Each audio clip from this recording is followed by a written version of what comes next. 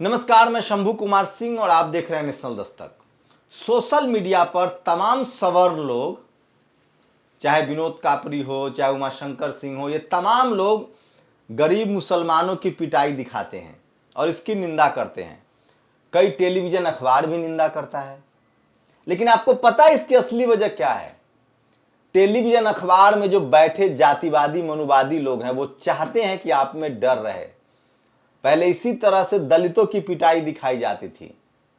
UP चुनाव तक ये चलता रहेगा, छोटे छोटे मामले को लाया जाएगा क्योंकि इनका ध्यान भटकाना है बेरोजगारी से, कोरोना में हुए मौत से, जो निजीकरण किया जा रहा है उससे, एससी एसटी ओबीसी माइनॉरिटी जिसमें 90% मुसलमान भी शामिल है, उनके हक अधिकार की जब तक बात चलती रहेगी ये इसी तरह से हिंदू मुस्लिम पर आपको ले जाएंगे और ये चलेगा।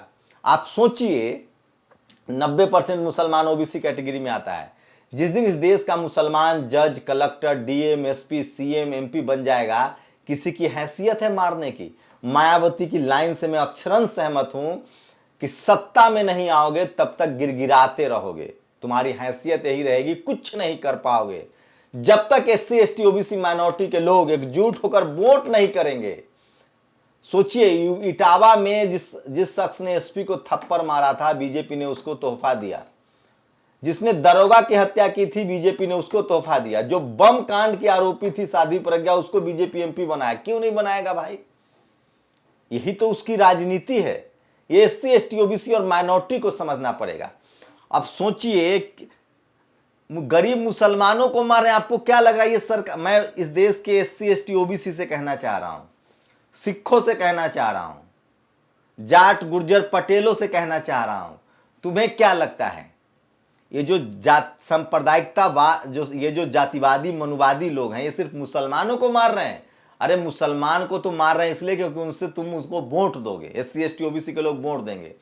उन्होंने तो जाटों को गोली मारा है जब जाट आरक्षण मांग रहे थे हरियाणा में, गुर्जरों को गोली मारी है जब गुर्जर आरक्षण मांग रहे थे हरियाणा में, मराठाओं का आरक्षण रोक दिया, पटेलों को गोली मारी जो गुजरात में आरक्षण मांग रहे थे।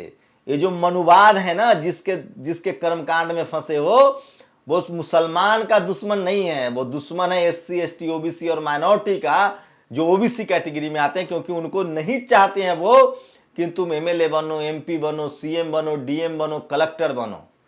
ये जो बंदा है आयुष सिन्हा, ये किसान का बेटा है। इसका बाप इंजीनियर, मां प्रोफेसर, इसकी 7 पीढ़ियां नौकरी करती आ रही है।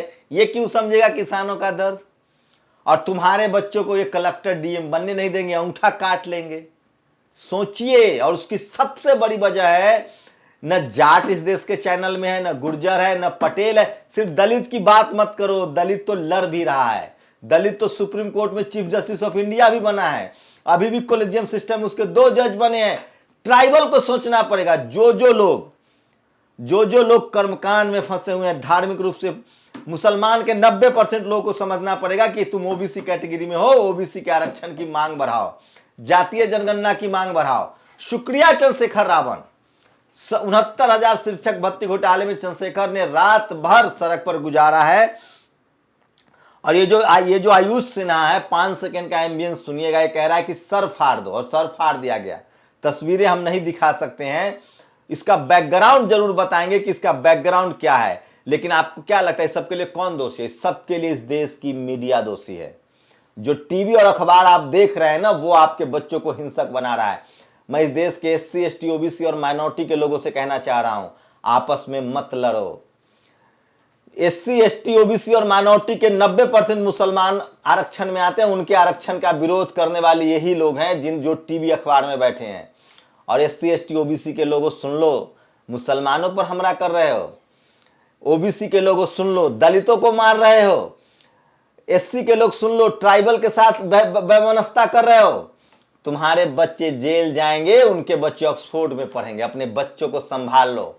मैं इस देश के ओबीसी से कहना चाह रहा हूं, मुसलमानों पर, आदिवासियों पर और दलितों पर तुम्हारा इस्तेमाल किया जा रहा है, जैसे मुसलमानों के खिलाफ इस देश के एससी एसटी ओबीसी का इस्तेमाल होता है, सिखों का इस्तेमाल होता है, क्रिश्चियनों का इस्तेमाल होता है। उसी तरह से मुसलमानों के दलितों के खिलाफ ओबीसी का इस्तेमाल होता है, ट्राइबल के खिलाफ ओबीसी का इस्तेमाल होता है, और तुम्हारे बच्चे बच भी नहीं पाएंगे। अरे कल्याण सिंह को नहीं छोड़ा इन लोगों ने, कटियार को नहीं छोड़ा, उमा भारती को नहीं छोड़ा। पत्थर चला कौन रहा ये मत देखो, पत्थर चलवा कौन रहा ये देखो। इस देश के मनुवादी, जातिवादी, ब्राह्मणवादी लोग जो सिस्टम में बैठे हुए हैं, ये सब उसकी करतूत है और सिर्फ सत्ता के लिए है ये। मैंने इसीलिए उस दिन कहा था ना कि कश्मीर को इन्होंने भारत से अलग थलग कर दिया, कश्मीरियों को भारत से अलग थलग कर दिया। नॉर्थ ईस्ट में असम का मिजोरम से लड़ाई हो रहा है, असम का मेघालय से लड़ाई हो रहा है। ये राज्यों में अलग थलग कर देते हैं, जाति के आधार पे, धर्म के आधार पे लड़ाते हैं। इन्होंने भारत को टुकड़े टुकड़े करके बांटने का प्लान बना रखा है।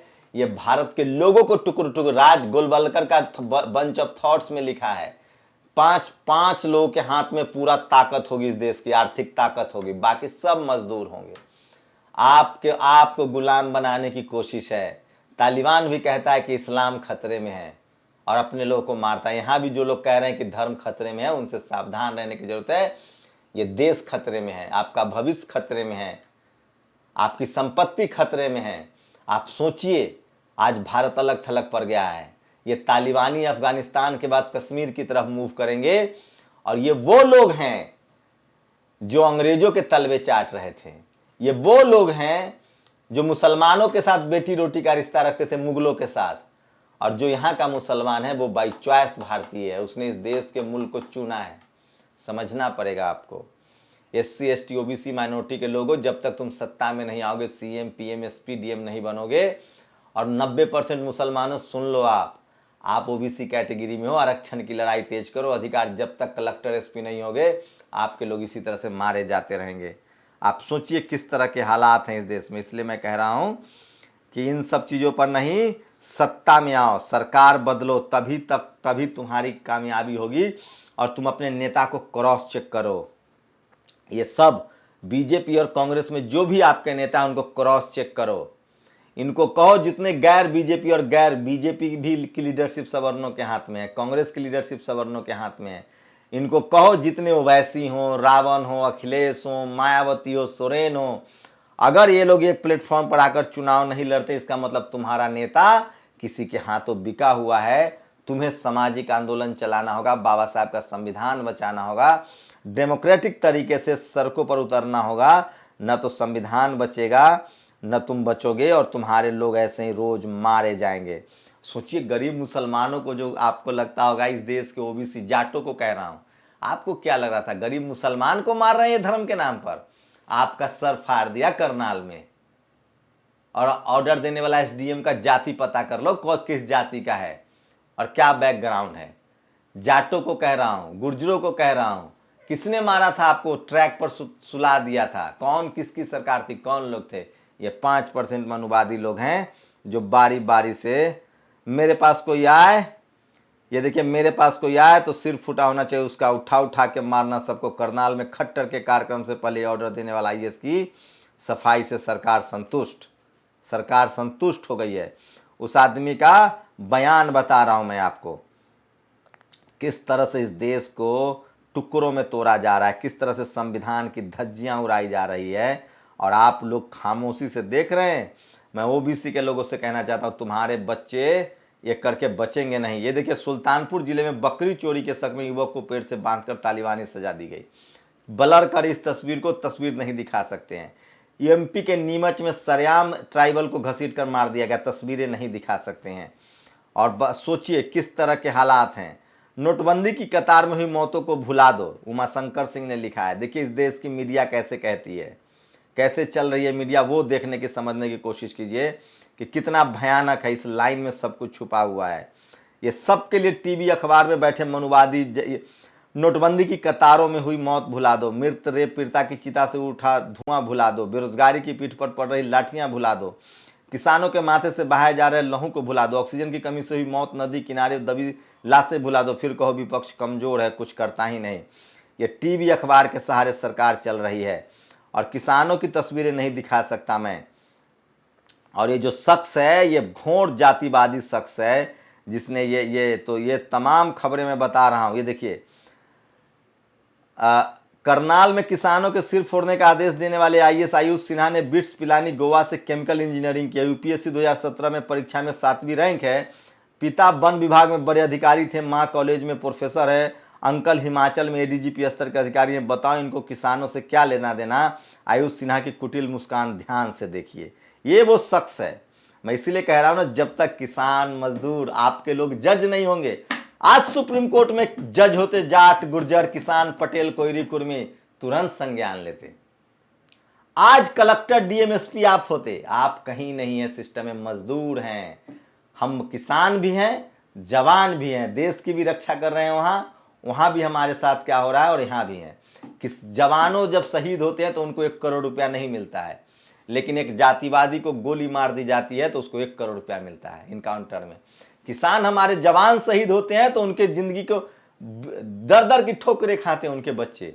एक एक जवान को शहीद होने पर 5 करोड़ रुपए, उनके पूरे परिवार की पूरी जिंदगी की जिम्मेदारी, उसके परिवार को नौकरी मिलनी चाहिए। कौन है जवान, कौन है किसान, कौन है मजदूर? एससी एसटी ओबीसी और माइनॉरिटी के लोग हैं। लेकिन इस देश के जाट गुर्जर मराठा इन सबको समझना पड़ेगा कि सिर्फ 5% लोगों ने कुंडली मार के बैठा और वही लोग संविधान के खिलाफ हैं। वही मीडिया टीवी अखबार में है, वही जुडिशियरी में है, वही ब्यूरोक्रेसी में है, वही धार्मिक मठों पर कब्जा करके बैठे हैं। तुम सिर्फ और सिर्फ 2म दर्जे के नागरिक हो, ये आपको समझना पड़ेगा। और जो ओबीसी के लोग हैं उनको समझना पड़ेगा, और नहीं समझेंगे तो आपका खैर नहीं है। चंद्रशेखर आजाद रावण की तस्वीरें देखिए। मैं फिर कह रहा हूं, सोशल मीडिया ही बहुजन मीडिया है, सोशल मीडिया ही सच्चा मीडिया है। और ये जो आईएएस है इसको पहचान लीजिए, ये घोर जातिवादी मनुवादी है। और फिर एक बड़ी खबर बहुजनों के लिए, बधाई हो भवीना पटेल, आपने पैरा ओलंपिक्स में भारत के लिए सिल्वर मेडल जीत कर देश का सम्मान बढ़ाया है। आखिरी खबर है। मैं फिर कह रहा हूं, इस देश के एससी एसटी ओबीसी माइनॉरिटी के लोग दुनिया में नाम रोशन करते हैं। जवान भी हम हैं, किसान भी हम हैं, मजदूर भी हम हैं, मेडल भी हम जीतते हैं।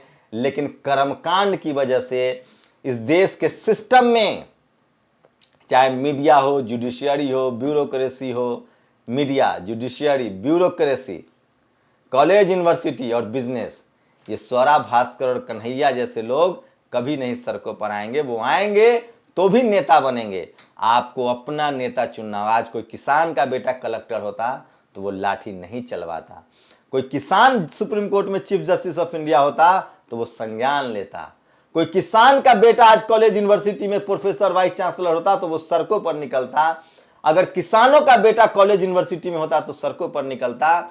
मैं ओबीसी के लोगों से कहना चाहता हूं कि 2300 जातियों को ओबीसी में डाला गया है। सिख समाज के लोग ओबीसी में है, जाट समाज के लोग ओबीसी में है, गुर्जर समाज के लोग ओबीसी में है, पटेल समाज के लोग ओबीसी की लड़ाई लड़ रहे हैं। रेस्ट ऑफ इंडिया में पटेल हैं ओबीसी में, 90% मुसलमान ओबीसी में है। एससी एसटी ओबीसी माइनॉरिटी जो कॉन्स्टिट्यूशनल टर्म्स है, इसको मजबूत कीजिए, अपने हक अधिकार के लिए सचेत रहिए। नहीं तो जो मुसलमानों को मार रहे थे और आप खुश हो रहे थे, वो किसानों को भी मार रहे हैं, वो जवानों को भी मारा। उन्होंने दाल की खबर दिखाने वाले की नौकरी ले ली। आप कहीं सुरक्षित नहीं रहेंगे। और नतीजा यही रहा, आपस में टूटे हम, आपस में एससी एसटी ओबीसी माइनॉरिटी के लोग नहीं टूट गए तो कल तालिबान का भी खतरा है, समझ लीजिए। और तब भी हमें मिलकर देश को बचाना है, तिरंगे को बचाना है, संविधान को बचाना है, डेमोक्रेसी को बचाना है। बहुत बुरा वक्त है, बस करना कुछ नहीं, एक लाइन का सोल्यूशन है। अन्याय के खिलाफ डेमोक्रेटिक तरीके से एक दूसरे का हाथ पकड़ के सड़कों पर खड़ा होना सीखिए। ये टीवी अखबार की औकात तय कीजिए, इनका बॉयकॉट कीजिए। अगर इस देश के SC ST OBC minority, Sikh, चाहे वो किसान हो, जवान हो, गरीब हो, मजदूर हो, एससी एसटी ओबीसी माइनॉरिटी के लोगों ने इन जातिवादी मनुवादी मीडिया का बहिष्कार कर दिया, इस देश की सारी समस्या का हल हो जाएगा।